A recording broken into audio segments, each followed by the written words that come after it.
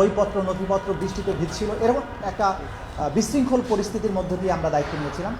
সেখান থেকে আপনারা জানেন যে শুরু করেছিলাম, আমরা প্রথমেই ছুটে যাই আহত যারা আছেন হসপিটালে তাদের কাছে, যেখানে আলামত আছে গণহত্যার শিকার যারা হয়েছেন সেগুলোর কাছে আমরা ছুটে যাই এবং সেগুলো সংগ্রহ করতে থাকি।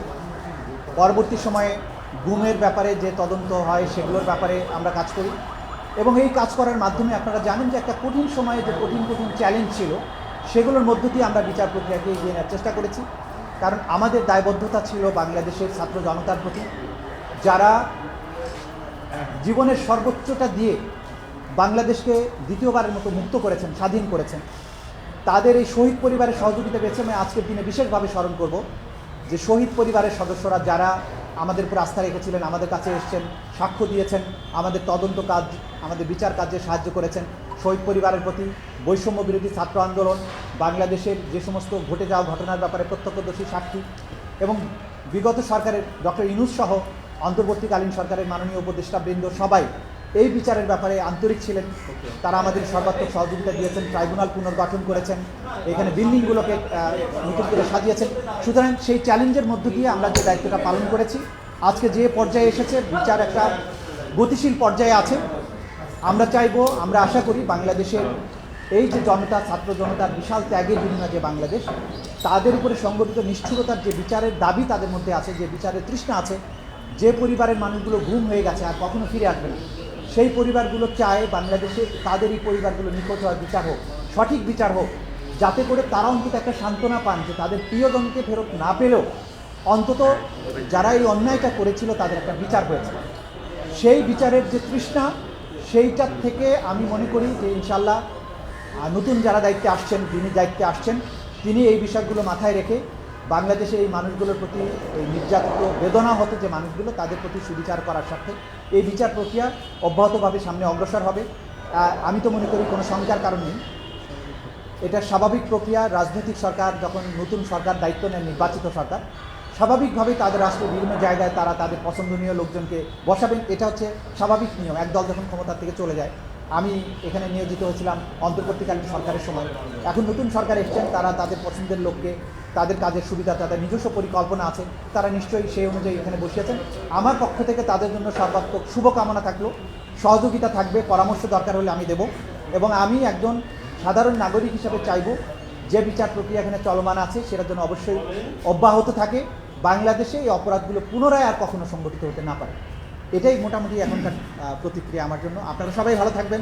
মিডিয়ার বন্ধুদের প্রতি আমার বিশেষ কৃতজ্ঞতা, কারণ আপনারা গত 1.5 বছরে এই ট্রাইব্যুনালকে যেভাবে সাহায্য করেছেন, যেভাবে ফোকাস করেছেন, আমাদের বিচারের প্রয়োজনীয়তাগুলো, আমাদের বক্তব্যগুলোকে যেভাবে দুনিয়ার কাছে ছড়িয়ে দিয়েছেন, মিডিয়ার এই সহযোগিতা ছাড়া এই বিচারকে সফল করা অপূর্ণাঙ্গ হতো, সম্ভব হতো না, কঠিন হতো। মিডিয়ার প্রতি আমাদের কৃতজ্ঞতা। আপনারা অসম্ভব পরিশ্রম করেছেন রাষ্ট্রের প্রতি, বাংলাদেশের মানুষের প্রতি আপনাদের ভালোবাসা, দায়বদ্ধতার জায়গা থেকে আপনারা এটা প্রমাণ দিয়েছেন। আমি আশা করব আপনারাও আগামীতেও এই একই ধারা অব্যাহত রাখবেন। বাংলাদেশটা আবার সবার হোক, বাংলাদেশে বিচারের পরে এমন একটা পরিবেশ হোক যে অপরাধগুলোর বিচার আজকে এখানে হচ্ছে, এই একই ধরনের অপরাধ বাংলাদেশে আর ফিরে না আসুক। কারণ আমরা আর ওই ধরনের অপরাধকে আর অ্যাফোর্ড করতে পারবো না। আবার গুম হয়ে যাবে, নাই হয়ে যাবে, যখন তখন তাকে ধরে নিয়ে যে হত্যা করবে, পুলিশ নির্বিচারে গুলি করে মানুষ মারবে, এইরকম দিন আমরা আর দেখতে চাই না। সেই কারণে সবাই মিলে আমরা কাজ করেছি।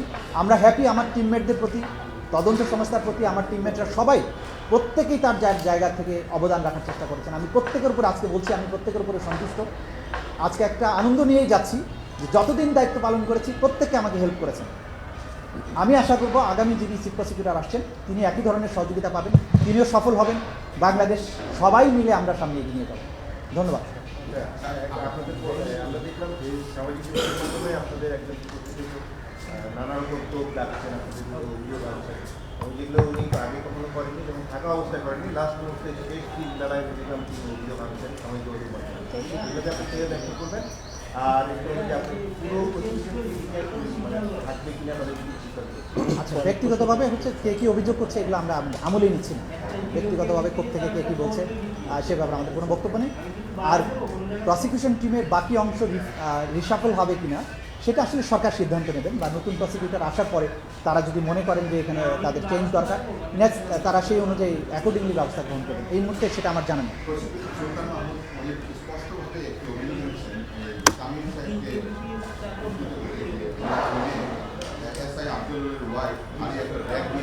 ধরেন এই ধরনের ব্যক্তিগত অভিযোগ না, এটা আমার জানা নেই। ব্যক্তিগতভাবে না, শুনে এটা এই জাতীয় অভিযোগ আমরা তদন্ত করে দেখেছি, এগুলো সম্পূর্ণভাবে মিথ্যা। ব্যক্তিগত হিংসা চরিতার্থ করার জন্য যদি এই ধরনের কথা বলে, এটা খুবই দুর্ভাগ্যজনক। কারণ এইখানে ট্রাইব্যুনালের বিচার প্রক্রিয়াতে যা কিছু হয়েছে ট্রান্সপারেন্ট, এবং সেটা আদালতের মাধ্যমে কিন্তু প্রমাণিত হয়েছে। সুতরাং আজকে এই মুহূর্তে যদি কেউ অসৎ উদ্দেশ্যে কোনো মিথ্যা অভিযোগ করে, বাংলাদেশের গোটা জনগণ সাক্ষী, মিডিয়া সাক্ষী, আপনারা জানেন যে কী ধরনের ট্রান্সপারেন্ট প্রক্রিয়ার মধ্যে দিয়ে বিচার প্রক্রিয়া হয়েছে। কারণ দু একজনের ব্যক্তিগত ক্ষোভের থেকে সে বুঝে হোক না বুঝে হোক যদি বলে, সেগুলোকে আমরা ধর্তব্যের মতো মনে করি। আপনাকে সরিয়ে দিয়ে আপনি স্বাভাবিক প্রক্রিয়া মনে করছেন? আমি অস্বাভাবিক কিছু মনে করবো না, এই কারণে যে যখনই একটা নির্বাচিত সরকার আসেন, তারা কিন্তু তাদের পছন্দের লোকজনকে ন্যাচারালি রিপ্লেস হয়। আপনারা জানেন সরকার যখন ক্ষমতায় আসে সব জায়গাতে তো নির্বাচিত সরকারের লোকজন আসে। এটা অস্বাভাবিক আমি মনে করছি না, এটা খুবই স্বাভাবিক একটা প্রক্রিয়া, এটাতে অবাক হবার কিছু নেই। বিচার বাধাগ্রস্ত হবে যে আগে বলছিলেন যে আইনমন্ত্রী গ্রিন সিগন্যাল দিয়েছে এবং সরকারের সদিচ্ছা আছে, আপনারা বোধহয় বৈঠকও করেছেন, সেই বিষয়টা একটু জানতে চাই। আর আপনারা কি আসলে অপেক্ষা করছিলেন যে সরকারই সরিয়ে দেয় আপনাদের? দেখুন, দেখেছি ওনারা গুরুত্বপূর্ণ পদ থেকে অনেকে ভাগ করে গেছেন। না, সরকারের থেকে আমাদেরকে প্রথমে বলা হয়েছিল যে আমরা অ্যাজ ইট ইজ যেভাবে আছে সেভাবেই চলবে। তো সেই ধারণার ভিত্তিতেই আমাদেরকে বলা হয়েছিল, আমরা সেভাবে চলেছি। তারপর গতকালকে উনি আসলে আমাদের ধারণাটা দিয়েছেন যে সরকারের ইচ্ছা যে এখানে নতুন কাউকে রিপ্লেস করা। তখন আমি নিজের থেকে বলেছিলাম যে তাহলে কি আপনারা চাচ্ছেন যে আমি পদত্যাগ করে চলে যাবো? বলছেন না, দরকার নেই। কারণ হচ্ছে যে ন্যাচারাল প্রক্রিয়াতে রিপ্লেসড হবে, আপনার জায়গায় যখন রিপ্লেসড আরেকজন হবে তখন আপনি যাবেন, আননেসেসারি পদত্যাগ করার দরকার নেই। সেই কারণে আমি মনে করেছি যে পদত্যাগ করা কোনো যুক্তিযুক্ত নয়। এটা স্বাভাবিক প্রক্রিয়া যে একটা সরকার এসে আরেকজনকে আরেক জায়গায় যখন রিপ্লেস করে স্বাভাবিকভাবে রিপ্লেস হয়ে যাবে, পদত্যাগ করার প্রয়োজন নেই। পদত্যাগ করলে এটা ভিন্ন বার্তা যেতে পারত, সে কারণে আমি এটা সঠিক মনে করি। বিচারের গতি কি বাধাগ্রস্ত হবে বা আওয়ামী লীগের কেউ কি সুবিধা পাবে মনে হয়? না, আমি তো আগামী টিমের প্রতি আমার শুভকামনা থাকছে। আমি চাইবো বিচার স্বাভাবিক গতিতে যেন অবশ্যই চলে। আমি কেন শঙ্কা প্রকাশ করা এটা উচিত হবে না আমার জন্য। আমি বাংলাদেশের সকল নাগরিকদের মতোই আশাবাদী যে বিচার যেটা চলমান আছে ইনশাআল্লাহ সেটা চলবে। জানুয়ারি মাসে আপনাদের বিচারের রেকর্ড সংখ্যক ট্রাইব্যুনালের মানে শুরু থেকে এখন সবচেয়ে বেশি মামলা থাকে জানুয়ারি। তখন আগে থেকে আপনারা এরকম প্রিপারেশন নিয়ে দেখুন, এটা আসলে বলার সঠিক হবে না। আমাদের তদন্ত সংস্থা তদন্তগুলো গুছিয়ে এনে রেখেছিলেন। তো যখন এক প্রক্রিয়াগুলো সমাপ্তির দিকে থাকে তখন একের পর এক কিন্তু রেডি থাকলে তখন যদি একের পর এক তদন্ত রিপোর্টগুলো আসতে থাকে, এটাও অস্বাভাবিক কিছু না। চলমান প্রক্রিয়া, এটা অনেক দিন ধরে তদন্ত পেন্ডিং হয়েছিল, সেগুলোকে তারা ফাইনাল স্টেজে নিয়ে এসে শেষ করেছেন। যখন আপনারা জানেন যে একটা জিনিস যখন কমপ্লিট হয় তখন ওই ফরম্যাটের সূত্র ধরে বাকিগুলো কিন্তু সহজেই সমাপ্ত করা যায়, সেই অর্থে তারা করেছেন। আপনার 17 মাসের দায়িত্ব পালন করে যে বিচারগুলো হয়েছে, রায় হয়েছে, এগুলো নিয়ে কি কোনো ধরনের প্রশ্ন তুলা শুরু হয়েছে? আমি খুব কনফিডেন্ট যে আমার 17 মাসের সময়ে যে বিচারগুলো হয়েছে, যে রায় হয়েছে, যে ডকুমেন্ট আমরা প্রডিউস করেছি, এই ব্যাপারে উচ্চ আদালতে গিয়ে কোনো রকমের এই জিনিসগুলোর ব্যাপারে কোনো অপ্রমাণ হওয়ার সুযোগ নেই, জাজমেন্ট উল্টে যাওয়ার কোনো সুযোগ নেই। এবং আমি প্রথম দিন থেকে যে জিনিসটা বলেছি যে আমরা এমন সব অকাট্য প্রমাণাদি এই আদালতে উপস্থাপন করেছি, শুধু বাংলাদেশে নয়, বিশ্বের যে কোনো আদালতে গেলে এই অপরাধীদের সাজা নিশ্চিত হবে, সর্বোচ্চ সাজাই নিশ্চিত হবে। সুতরাং এই কোয়ালিটি অফ এভিডেন্স মামলাতে আমরা যা কিছু দিয়েছি, অতীতের ট্রাইব্যুনালের সমস্ত রেকর্ড ঘেটে দেখবেন আমরা যে ধরনের শক্তিশালী প্রমাণ এখানে উপস্থাপন করেছি, এই ধরনের প্রমাণ কখনোই উপস্থাপন করা সম্ভব হয়নি।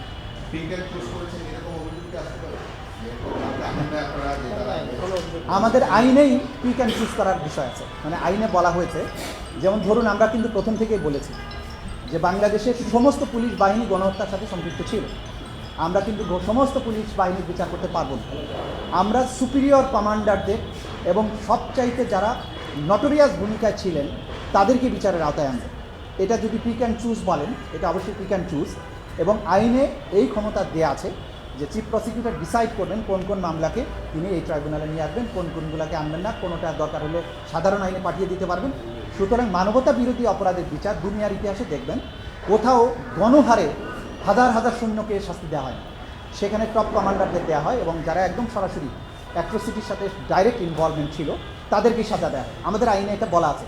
যেমন ধরেন একটা ঘটনায় 5 জন আসামি আছে, 5 জন আসামিকে কিন্তু আমি 5 বার ট্রায়াল করতে পারি, প্রথমে একজনকে আনতে পারি, পরে একজনকে আনতে পারি, পরে একজনকে আনতে পারি, যেটা আমাদের প্রচলিত বিচার ব্যবস্থার ধারণা সম্পূর্ণ উল্টা। সে কারণে অনেকে মনে করেন যে ওকে বিচার করছে, ও তো আসামি হতে পারত। হ্যাঁ, তার সে যে আসামি হবে না পরবর্তীতে সেটা কিন্তু বলা যাচ্ছে না।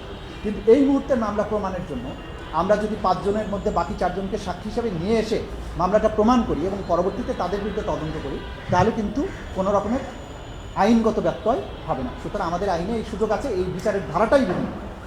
সে কারণে কোনো রকমের পিক অ্যান্ড চুজ বলতে যে অর্থে ব্যবহার করা হয় সেই ধরনের কিছু করা হয়নি।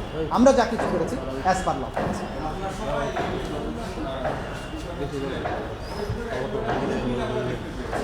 এটা কি প্রসিডিউর হিসেবে আপনারা দায় নেবেন কিনা? মানে আপনারা না, এটা আমি কোনো গ্রুপিং নাই। আমি আপনাদের স্পষ্ট করে বলছি, প্রসিকিউশন অফিসে কোনো গ্রুপিং নেই। আমাদের গ্রুপ ছিল কিভাবে কাজের ক্ষেত্রে, শেখ হাসিনার মামলার জন্য 3 জন প্রসিকিউটরের গ্রুপ, তানখারপুলের জন্য 3 প্রসিকিউটরের গ্রুপ, তারপরে আশুলিয়ার জন্য group, that was the group. আমাদের মধ্যে কোনো গ্রুপিং ছিল না।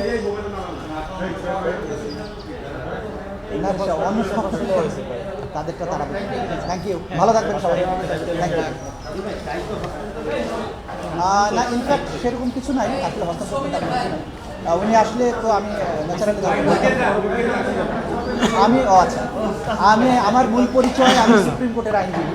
সুতরাং আমার জায়গা হচ্ছে আইন পেশা। আমি সুপ্রিম কোর্টের আইনজীবী হিসাবে আমার স্বাভাবিক কর্মজীবনে ফিরে যাব। আমি তো একদিনের জন্য বেকার থাকছি না, আপাতত কোনো পদে যাচ্ছি না। আপাতত আমার পুরাতন পেশায় ফিরে যাচ্ছি। থ্যাংক ইউ, ভালো থাকবেন সবাই।